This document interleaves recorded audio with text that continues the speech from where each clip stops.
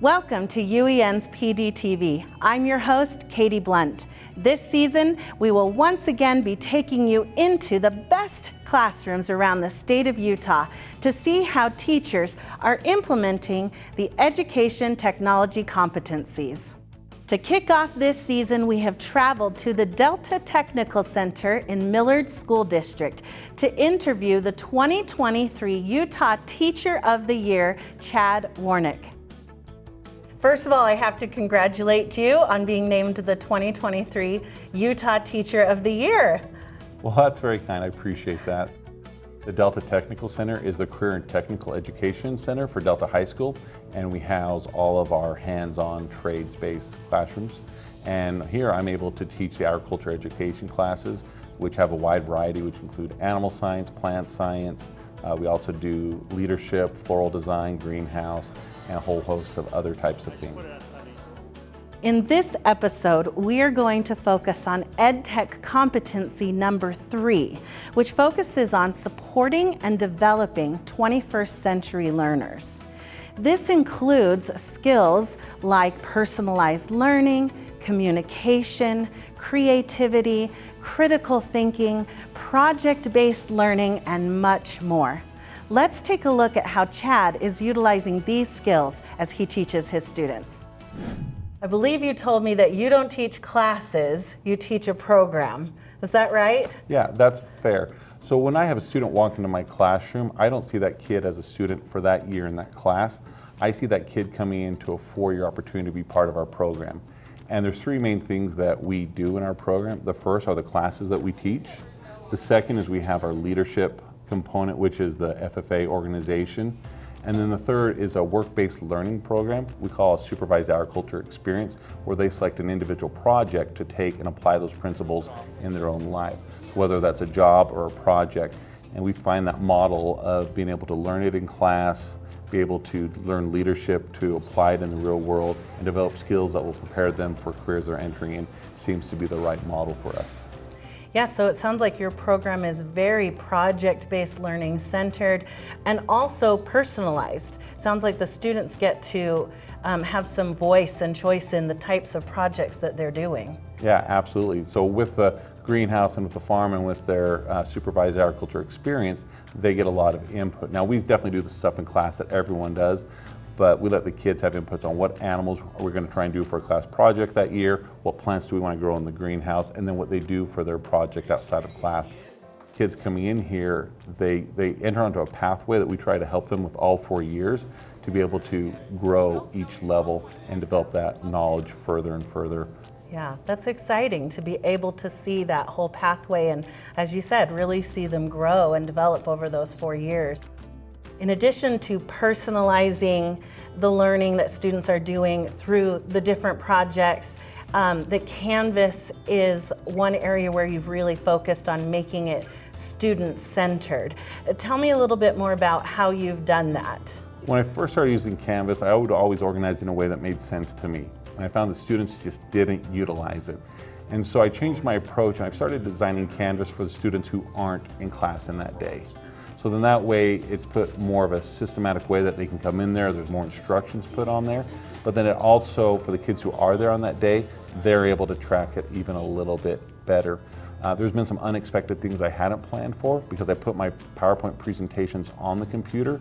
When I'm up lecturing in front of a class, a lot of my students will have that presentation on their individual computer versus on the large screen. Some do it because of pacing that they want to do a little bit different than the pace that I'm going. Some of it do it because they maybe have a vision impairment that they haven't shared and that makes it a little easier for them to be able to see.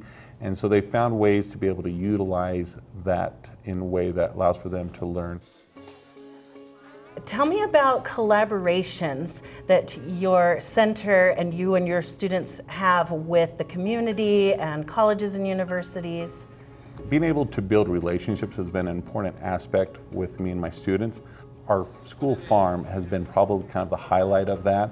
Additionally, we've found some good partnerships that allow for us to be able to take the classroom into industry. One of those is every summer we do a crop school with our students. So every week the kids go learn about an area of agriculture. This year our focus was on alfalfa. And so the kids would learn about pest identification, nutrient deficiencies, and a whole host of other areas each week.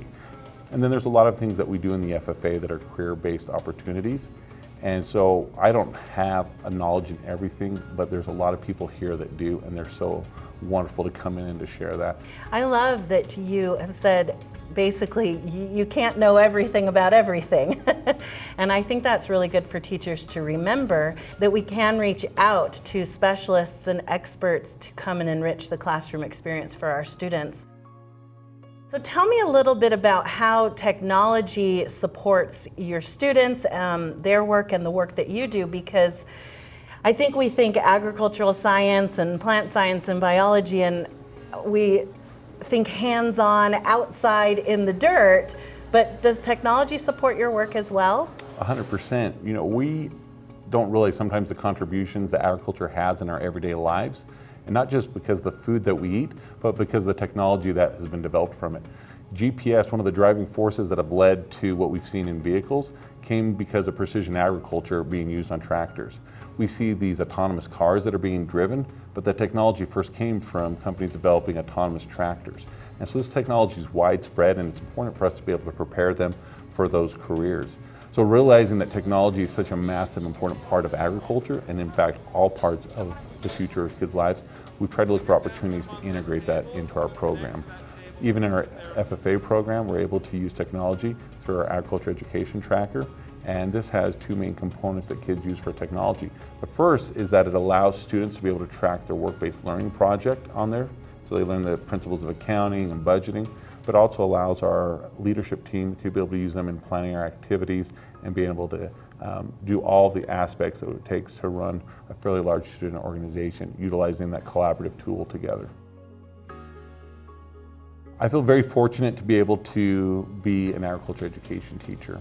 I have the opportunity to develop a relationship with our students that have carried on beyond the high school experience, because as they do enter into the different workforces, they are able to see the relevance of what we did.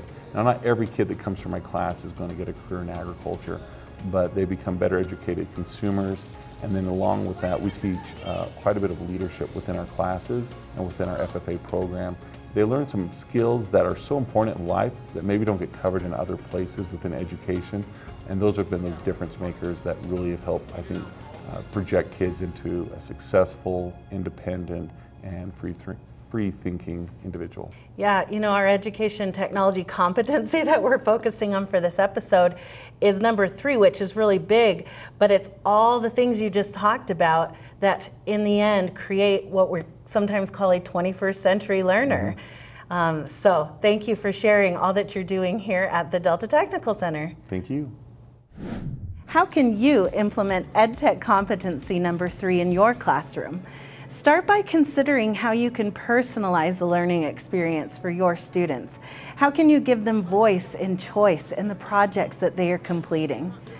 Give them opportunities to collaborate with each other inside the classroom, and don't be afraid to reach out to specialists outside of the classroom to collaborate with as well. Give your students opportunities to create objects to show what they know. Even better if these objects can somehow positively impact the community.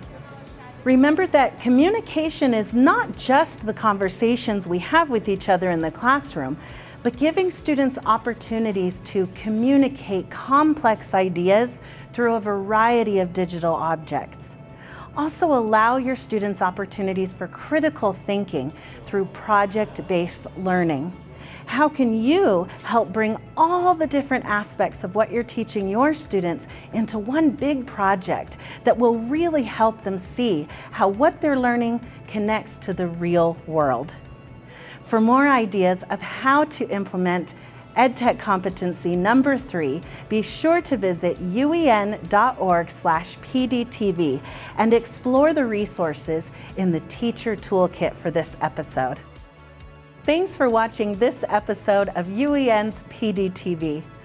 For more professional development resources and to schedule a training, visit UEN.org/development. We'll see you next time.